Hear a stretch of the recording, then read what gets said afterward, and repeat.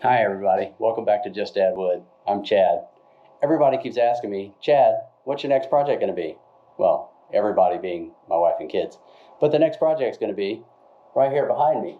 We're going to put some shelves in above this refrigerator here and create some storage out of all this dead space above the refrigerator. First thing we got to do is get rid of all the stuff.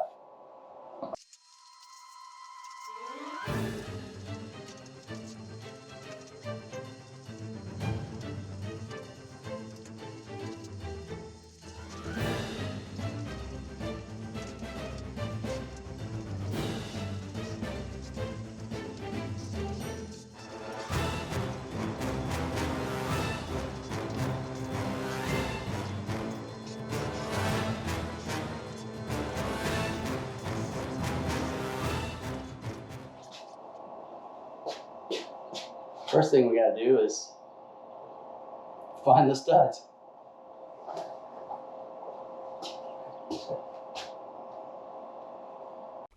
So let's pause here for a moment and talk about the type of shelf I'm going to build and why I'm using a torsion box design for these shelves. Now, all credit and all copyright goes to Popular Woodworking, but Popular Woodworking defines a torsion box as a simple grid of slender ribs glued between thin plywood skins.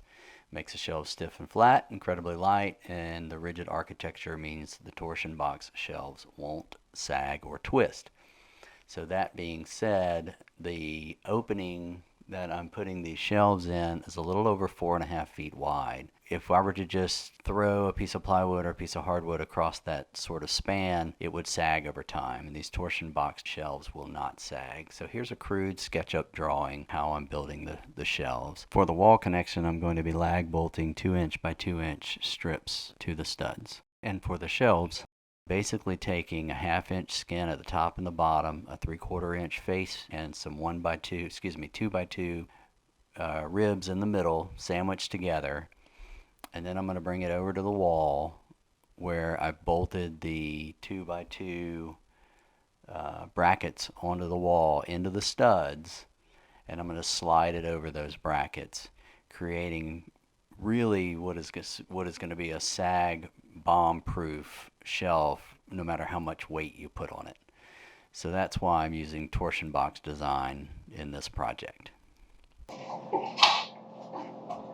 Now, I don't know if you watched Jonathan Katz-Moses' channel or not, but he showed a neat trick on how to measure inside dimensions, corner to corner, accurate. Sometimes it's hard when you put a measuring tape in there and bend it, you won't get a real accurate measurement. So take 2 sticks that will fit inside of your inside corners and expand them to the corner to corner. In this case, instead of 2 scrap sticks, I had a scrap piece of aluminum angle and a scrap piece of trim. So that's what I'm using here, but you can use any scraps. So you just fit it in the corner and extend the other side all the way to the end so it makes contact, and then hold it right there and take a clamp and clamp it in place. And this will give you a nice accurate measurement for an inside corner. And since I don't have access to a miter saw at the moment, I'm just going to use my trusty circular saw and a custom measuring gauge that we created. I'm going to line up the ends here. I'm going to take my speed square and hold it against the wood where I want to make my cut and use it as a straight edge. Sorry for the terrible microphone sound and the wonky background hums and noises.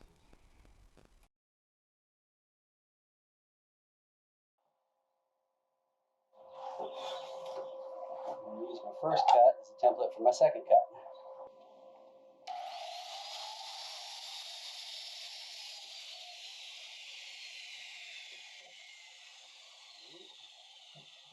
Because we know the overall depth of this shelf is going to be 24 inches. But I'm using a 3/4 inch face frame, as it were. So I'm going to cut my side pieces 3/4 of an inch short. So I'm going to cut these 23 1/4 inches to get 24 inch depth total. And just like before, I'm going to use my speed square for perfectly straight cuts, using it as a straight edge with the circular saw rather than using a miter saw here. Now we have all our pieces for our shelves. Let's drill some holes and mount some lag screws. All I'm going to do now is mark where the studs are and pre-drill some holes.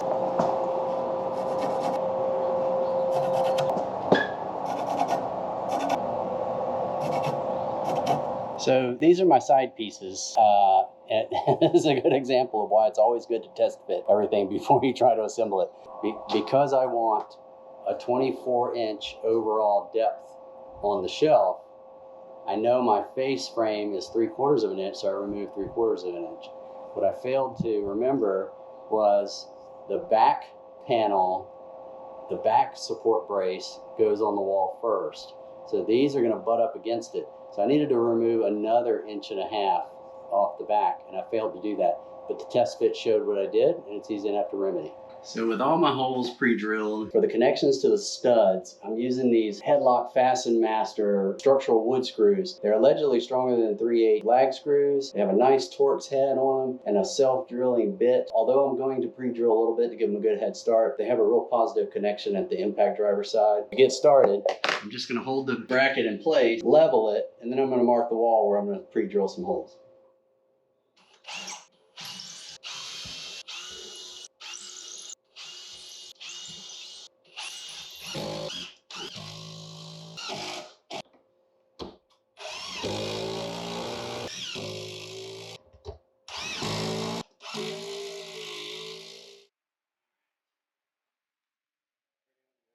Next up, we're going to cut the 1/2-inch plywood for the top and the bottom of torsion box shelves. So I'm just going to use a track saw for this process. Sheet goods are a little big for the table saw, and because this is garage furniture, it's not fine furniture, so it doesn't have to be absolutely precise.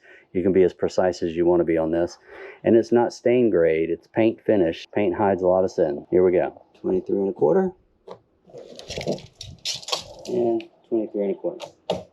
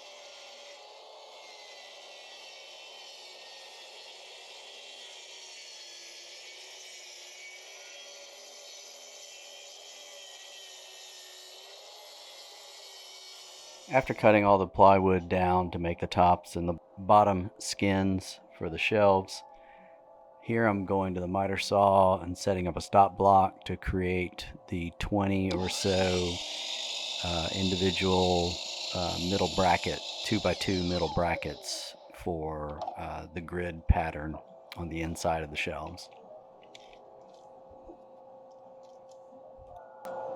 6 1/2.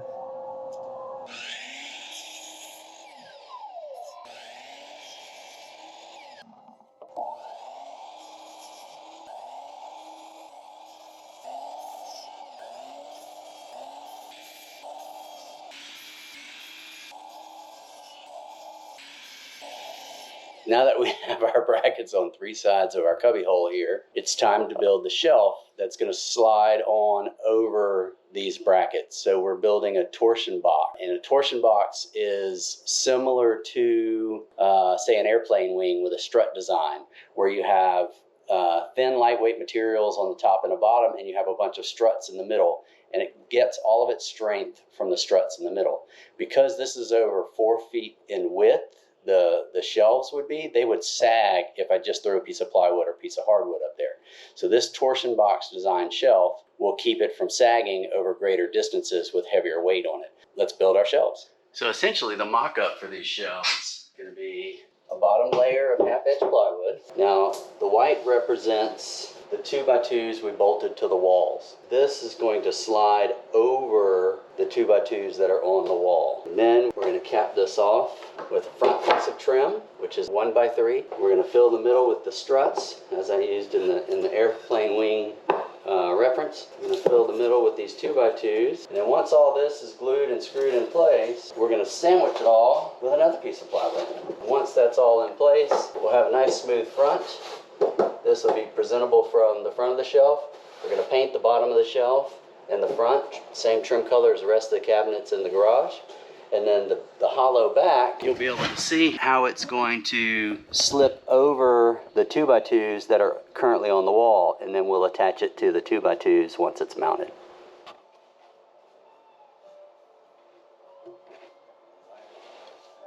For the assembly, we're just going to lay down the bottom piece of 1/2-inch plywood onto the workbench here, and then we're going to glue and brad nail the 2x3 by 3/4 inch piece of trim. I am pre-drilling all of the 2x2 for the internal grid system. These 2x2s, they don't seem like they're the best pieces of lumber from the big box store, and they have a tendency to split and be warped and kind of wonky. So I am pre-drilling all of the 2x2s for the internal grid system. And of course you'll probably notice I left these sideways pieces I'm drilling now off of the SketchUp model in error. But it is getting a grid system, and I almost went with a half lap joinery so all of these pieces overlapped each other, but consulting with the Googles didn't seem like there was any need to do any sort of fancy joinery on the inside, as it's going to get all of its strength from the glue and screws and the multiple layers rather than needing these pieces to be joined tightly together. They are all glued to each other and to the top skin and the bottom skin. Here I'm just going to put a little glue onto the top and install the top 1/2-inch piece of plywood, and go ahead and brad nail it together along the front edge and across the top.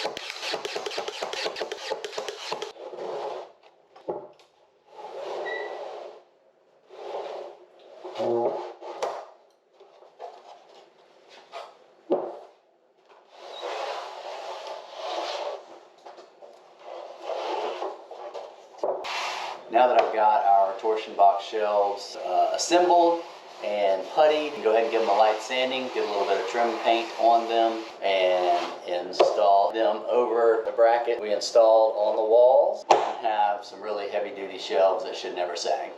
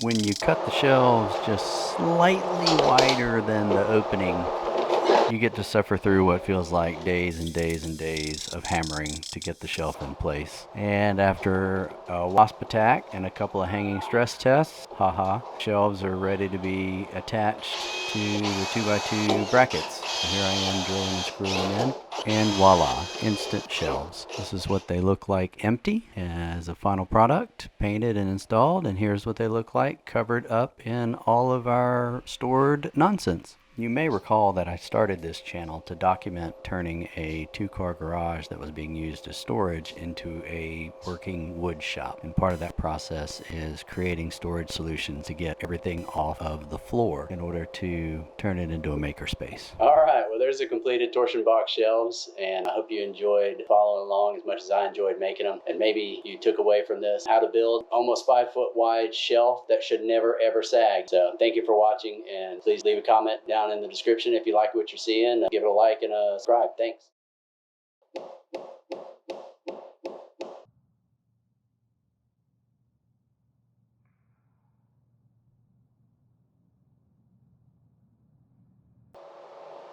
Big dummy. 12 seconds later. Ah! Go on, Mr. Wasp. You got to go. I didn't mean to bonk you in the head, but you can't stay in here.